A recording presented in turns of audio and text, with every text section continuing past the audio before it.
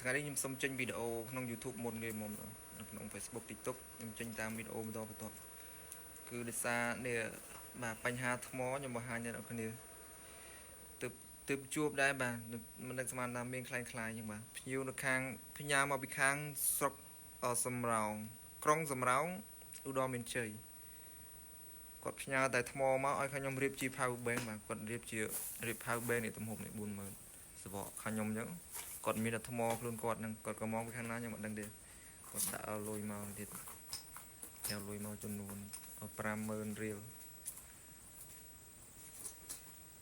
បាទមើលថ្មក៏ខ្ញុំបកមើលមកចុះប៉ាណាសូនិកមិនចឹងលឺច្រែកបាទក៏លឺសលេងក៏ទងន់ស្រាលបាទលឺសលេងច្រែកអញ្ចឹងដឹងថាថ្មអន់ជាងគេតែម្ដងបាទក៏គួរមើលច្រែកហើយមើលក្បាលថ្មបាទប៉ាណាសូនិកអីអញ្ចឹងបាទคล้ายបកដាក់បិទតែមបិទសម្គាល់ផ្លាកសញ្ញា logo តែមក្រៅអា made in Japan បាទផលិតនៅប្រទេសជប៉ុនคล้าย18650ទីគេហ្នឹងបាទផ្លាក logo Panasonic បាទក៏មើលក្បាលថ្មក៏មើលអានេះមើលក្បាលថ្មនេះคล้ายតែម្ដងបាទខ្ញុំចង់បង្ហាញអ្នកគ្នាបាទប្រាប់ក្នុង YouTube ហ្នឹងបាទរបៀបមើលថ្ម Panasonic คล้ายនឹង Panasonic ពិតប្រាកដបាទមើលថ្មខ្ញុំនេះបាទ Panasonic ពិតប្រាកដបាទក៏គោះមកអត់មានលឺច្រែកបាទលឺសលេងមិនថាសលេងណែនល្អវាធ្ងន់បាទសលេងវាអត់មានច្រែកដូចស្នោសលេងដូចស្នោស្រាលនេះទេបាទឃើញខ្ញុំប្រៀបធៀបមើលនេះដូច Panasonic ចំតួបាទ Panasonic ពិតប្រាកដបាទ made in Japan បាទមើលក្បាលថ្មក៏ខុសគ្នាដែរឃើញក៏មើលមកខុសគ្នាបាទឃើញក្បាលថ្មឃើញខុសគ្នាឆ្ងាយដាច់ណែពីផ្នែកខាងក្រោយមានសម្គាល់ឆ្នោត3អញ្ចឹងបាទយល់រួមខុសគ្នាតែម្ដងខ្ញុំមើលមកប្រៀបធៀបនេះ Panasonic คล้ายគាត់ផ្ញើមកខ្ញុំរៀប power bank បាទយើងមើលរូបរាងក្រៅខុសគ្នាឃើញខុសគ្នាឆ្ងាយដាច់ឃើញនេះមើលទៅលើក្បាលថ្មឃើញខុសគ្នាបាទអានេះថ្មអន់មែនតើតែម្ដងបាទនេះ Panasonic ខាងខ្ញុំដែលចំតួបាទ Panasonic ពិតប្រាកដបាទមើលផ្នែកខាងក្បាលនេះមើលចំហៀងក៏ខុសគ្នាឆ្ងាយដាច់បាទផ្នែកខាងគូតក្រោយបាទផ្នែកប៉ូលដកហ្នឹងក៏ខុសគ្នាបាទទងន់ក៏ស្រាលទៀតបាទមើលខ្ញុំថ្លឹងទងន់អត់គ្នាមើល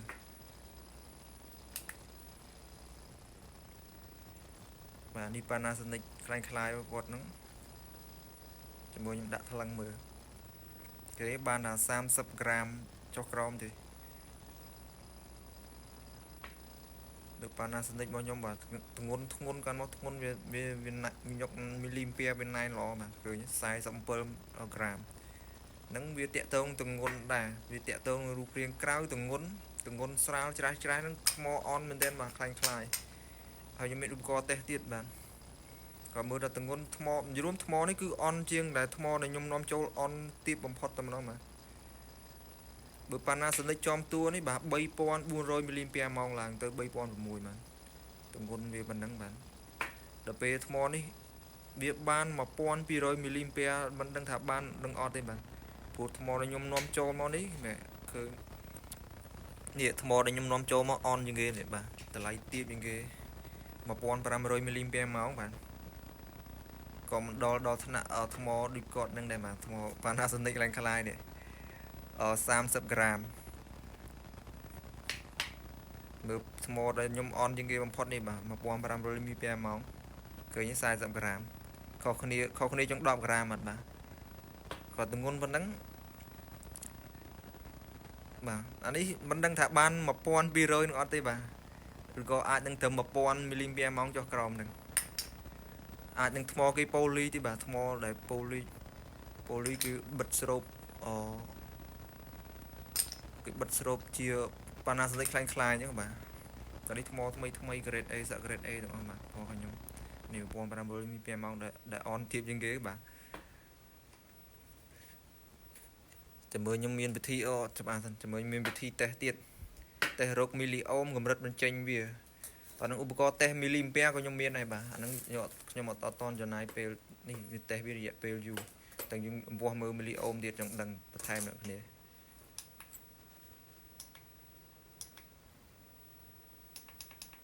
វាស់មើលវ៉ុលមីលីអូមគុណភាពថ្ម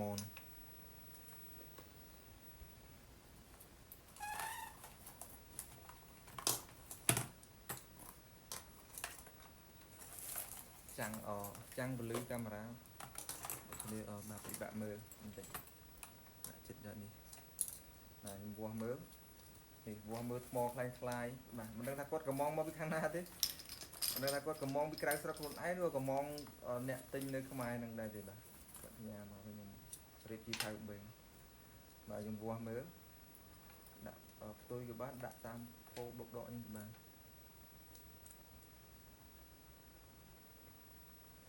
ឃើញមើលមីលីអូមមានថាថ្មគេប្រើហើយមិនមែនជា grade A ទៀតបាទអញ្ចឹងចាប់ពីយរួមឡើងដល់50 60មីលីអូមហ្នឹងមានថាថ្ម grade B ហើយគេធ្លាប់ប្រើហើយប្រើចង្អុលគុណភាពមែនទែនបាទឃើញ 3.98 ហ្មងអញ្ចឹងគុណភាពវានៅត្រាមីលីអាំពែតូចហើយគុណភាពគេប្រើវាសង្កេតថាវាចិត្តអស់គុណភាពវាចិត្តខូចបាទថ្មគេប្រើហើយបាទ grade B គុណភាពវានៅត្រឹមតែ50%ទេភាពកាន់ភ្លើងទេបាទដាក់អនមែនទេនេះជាមួយខ្ញុំឲ្យមើលថ្មដែលខូចនេះជាមួយខ្ញុំវាស់យកមើលមីលីអូមនេះខ្ញុំវាស់ហើយនេះបាទនេះ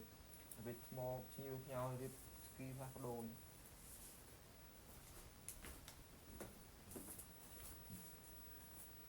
ខ្ញុំមិនបាច់ទេព្រោះខ្ញុំវាស់ដឹងថាខ្ញុំប្រាប់អ្នកគ្នាចាប់ពី40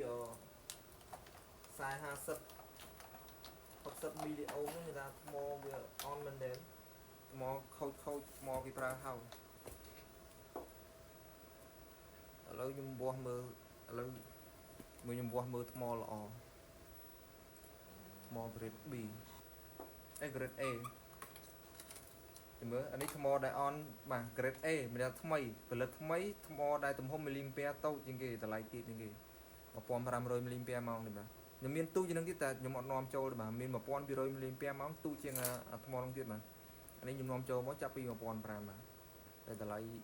គ្រប់ខ្ញុំនាំចូលចាប់ពី1500ហើយបាទទៀតនេះគេមួយខ្ញុំវាស់មើលមីលីអាំពែគេដាក់មក1500មិនថាយើងតេស្តមួយឧបករណ៍ទៀតគឺគ្រប់ចំនួនរបស់គេបាទដាក់មកវាគ្រប់ចំនួន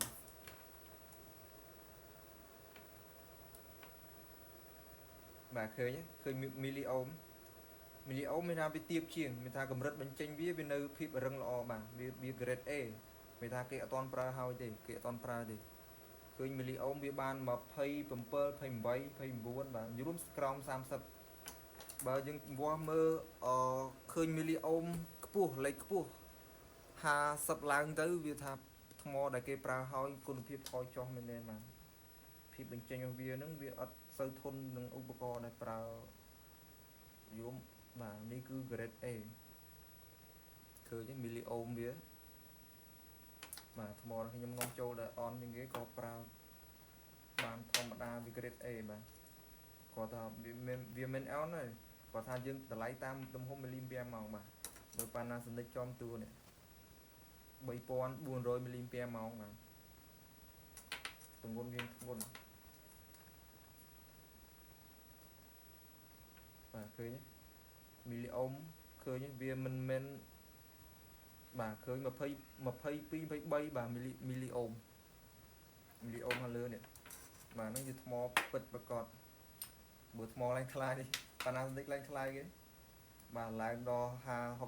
50មីលីអូមយើងថាថ្ម grade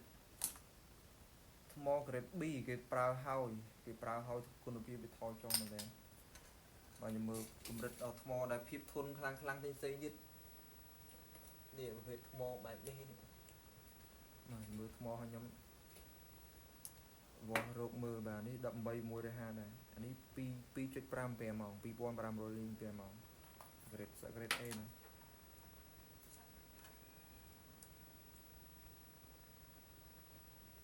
ាឃើញ13មីលីអូមមានថាកម្រិតបញ្ចេញវាភាពធន់យរួមឲ្យតែមីលីអូមទៀតគឺវាថ្មហ្នឹងវាមានវាប្រើធន់ទៅនឹងឧបករណ៍ដែលទាញវ៉ាត់ខ្លាំងអញ្ចឹងបាទដូចអានេះអានេះ4000មីលីអាំពែម៉ោង4000មីលីអាំពែម៉ោង21700ឃើញ ជាមួយនឹងរបស់ហ្នឹងឃើញទេបាទបញ្ចេញភាពខ្លាំងល្អភាពរឹងភាពធន់វាយើងប្រើទៅលើឧបករណ៍ដែលទាញវ៉ាត់តាមដែលយើងរៀបតាមវ៉ុល5ម៉ោងប្រើមួយដល់ inverter អុស motor អីផ្សេងៗប្រភេទជាកម្លាំងវ៉ាត់ខ្លាំងនេះបាទបើសិនជាប្រភេទមួយទៀតនឹងមាន2ប្រភេទ3ប្រភេទទៀតនេះ21 អានេះ 4500 មីលីអាម៉ោងអានេះ 21 ដូចគ្នាបាទទំហំរូបរាងក្រៅប៉ុនគ្នាទម្ងន់វា70 ក្រាមជាងឡើងបាទអានេះ 5000 មីលីអាម៉ោងអានេះខ្លាំងមែនបាទអឺមើល 5000 មីលីអាម៉ោង 21 ទម្ងន់វាសក់ខុសគ្នាទាំងអស់បាទតាមទំហំមីលីអាម៉ោងឃើញយល់មកអានេះមីលីធំវាភាពធន់វាក៏មិនសូវខ្លាំងប៉ុន្មានតែវាបានភាពកាន់ភ្លើងមានថាមីលីម៉ោងច្រើនមានថាវាកាន់ភ្លើងយូរតែពេលនេះមីលីទូចមានថាភាពធន់របស់វាភាពរឹងរបស់វាបាទអានេះមីលីអូមវាទៀតជាងនេះពេលនេះទៀតនេះមីលីអូមវាមានតាមកម្រិតវាច្រើនបាទគ្រប់ប្រភេទថ្មបាទឃើញ17អានេះចន្លោះពី15ដល់20មីលីអូមអានេះ 4500 មីលីអាម៉ោងអញ្ចឹងមើលទៀតបាទទម្ងន់ឃើញសក់ខុសគ្នាតែមើលទម្ងន់អានេះ4000 មីលីអាម៉ោង 64 ក្រាមអានេះវាមីលីអូមវាទៀតមានថាភាពរឹងល្អបាទកម្លាំងចេញបាត់ល្អបាទនេះ 4500 មីលីអាម៉ោង 6566បាទឃើញទំហំមីលីច្រើនកាលណាវាធ្ងន់កាលណាសក់ខុសគ្នានេះឃើញឡើងដល់74ឃើញអានេះ 5000 មីលីអាម៉ោងទំហំរូបរាងក្រៅប៉ុនគ្នាទេបាទ21គាត់ចិត្ត21គុណនឹង70មីលី21មីលីគុណ70មីលីបាទហៅថាថ្ម21បាទ5000 មីលីអាម៉ោង75 ក្រាមឃើញ5000 មីលីអាម៉ោងនេះ 4000វារៀងស្រាលជាងនឹងបន្តិចឃើញណាសក់ខុសគ្នាក៏យើងមើលទម្ងន់ដឹងបាទអញ្ចឹងប្រភេទថ្មបងប្អូនត្រូវប្រុងប្រយ័ត្នការទិញកំងពីខាងណាក៏ដោយកំងនៅក្នុងស្រុកខ្មែរឬក៏កំងពីក្រៅស្រុកក៏ដោយយើងត្រូវមើលបាទខ្ញុំសក់ធ្លាប់នាំចូលដំបងបាទសាក់បងម្ដងទីបន្តិចស្គាល់ម៉ូយស្គាល់ក្រុមហ៊ុនក៏រោងចក្រនៅក្រៅស្រុកបាទទើបនាំចូលមករៀបគ្រប់គ្រងឲ្យភ្ញៀវការដំឡើងរៀបជាអគុយផៅបេងឧបករណ៍ផ្សេងៗទៀតបាទភ្ញៀវចង់ផ្លាស់ប្ដូរថ្មម៉ូទ័រផ្សេងៗហ្នឹងបាទដូចនេះខ្ញុំទើបតែជួបប្រទេសទេបាទភ្ញៀវខ្ញុំមិននឹកស្មានថាមានថ្មអ្នកផលិតខ្លាំងបែបហ្នឹងតែបាទភ្ញៀវទិញនឹងកំងពីខាងណាពីក្រៅស្រុកមកក៏នៅក្នុងស្រុកយើងហ្នឹងបាទគីឡូគាត់ទិញបន្តនៅក្នុងស្រុកហ្នឹងហើយអ្នកកំងហ្នឹងបានខ្លាំងវាតម្លៃមិនដឹងថាតម្លៃប្រហែលបាទខ្លាំងវាអន់ជាងថ្មដែលខ្ញុំនេះទៀតណាក៏ទៅគ្រាន់មើលទម្ងន់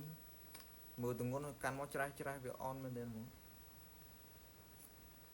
30 ក្រាមបាទ30 ក្រាមទម្ងន់អន់ជាងថ្មដែលខ្ញុំ1500 មីលីអាម៉ោងទៀតបាទឃើញអញ្ចឹង Panasonic ចំតួឬគេទម្ងន់ធ្ងន់ហើយមីលីអាវា3400 មីលីអាម៉ោងបាទ Panasonic ពិតប្រាកដនេះឃើញក្បាលថ្មវាសក់ខុសគ្នា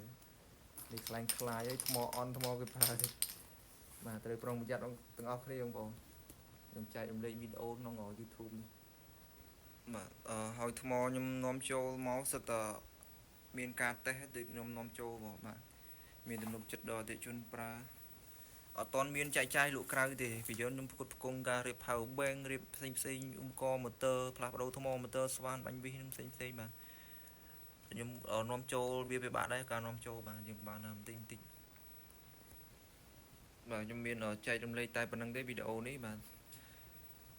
អញ្ចឹងបងប្អូនត្រូវប្រុងប្រយ័ត្នការទិញថ្មត្រូវមើលបាទប្រភពដើមឲ្យច្បាស់លាស់របស់ឡើងខ្លាយក៏យើងមើលបាទប្រៀបធៀបមិញខ្ញុំបង្ហាញអ្នកគ្នាអស់ហើយបាទដឹងទៅពីទំហំប្រភេទថ្មអញ្ចឹងវាមានច្រើនប្រភេទទៀតថ្មនេះបាទនេះកម្រិតអានេះ2000 មីលីអាម៉ោងដូចគ្នាឃើញទេទំហំរូបរាងក្រៅប៉ុនគ្នា18150អាពណ៌ឈាមជ្រូកនេះមានថាកម្រិតមីលីអូមវាទាបមានថាបញ្ចេញវាប្រើជាមួយថ្មម៉ូទ័រវាត្រូវបាទតែពេលនេះ2000 មីលីអាម៉ោងដូចគ្នាប៉ុន្តែកម្រិតមីលីអូមរៀងខ្ពស់បន្តិចនេះប្រើសម្រាប់ power bank កម្លាំងយើងទាញកម្លាំងវ៉ាត់ល្មមសឹមបែបសឹមអញ្ចឹងបាទវាសឹកខុសគ្នាថ្មបាទ នេះ2200មីលីអាម៉ោងមានច្រើនប្រភេទបាទច្រើនទំហំណាស់បាទអានេះប្រភេទ3.7 វ៉ុលអីបាទអានេះក៏ Panasonic ចំតួនេះបាទ Panasonic ចំតួនេះ26650 5000មីលីអាម៉ោងក្នុងមួយគ្រាប់ហ្នឹងបាទទម្ងន់ធ្ងន់បាទទម្ងន់គឺខ្ញុំតេស្តហើយបាទសិតតេស្តហើយមានឧបករណ៍តេស្តតាក់ទងនឹងមីលីអាម៉ោងផ្សេងទៀតបាទឧបករណ៍តេស្តបាទដូច្នេះខ្ញុំចែករំលែកវីដេអូបានតែប៉ុណ្ណេះទេបាទអញ្ចឹងជួបគ្នាវីដេអូក្រោយផ្សេងទៀតបាទវីដេអូពីច្រើនគឺខ្ញុំ short បាទ post short ខ្លីៗដូចក្នុង Facebook បងប្អូនអាចតាមដានក្នុង Facebook profile page ខាងខ្ញុំនេះបាទ 50k 51k like 51k follower បាទតាមដានតើទៅក្នុងអីវ៉ាន់រៀបគ្រឿងបង្គំថ្មលីសូមបាទតើទៅក្នុងអគុយថ្មលីសូមរៀបតើទៅថ្មហ្នឹងបាទមានច្រើនហើយនឹង TikTok ក៏ឈ្មោះបែបហ្នឹងដែរបាទតាមដានតាមក្នុងខាង TikTok ពីច្រើនខ្ញុំ post short វីដេអូខ្លីៗហ្នឹងបាទ1នាទីជាងចុះក្រោមហ្នឹងទៅលក្ខណៈសង្ខេបខ្លីៗបើក្នុងថ្ងៃនេះបាទឥឡូវនេះខណៈនេះម៉ោង 7:04ហើយបាទថ្ងៃទី6 ខែ 6 2025ឥឡូវខ្ញុំថតវីដេអូផ្ទាល់គឺខ្ញុំអត់មានបញ្ចូលសលេងខ្ញុំថតផ្ទាល់ហ្នឹងគឺខ្ញុំបង្ហោះនៅក្នុង YouTube បាទវីដេអូតាក់ទងបាត់តាក់ទងមើលថ្មខ្លាំងខ្លាយមកថ្មពិតប្រាកដហ្នឹងបាទអញ្ចឹងដូច្នេះសូមអរគុណបាទជួបគ្នានៅវីដេអូក្រោយៗទៀត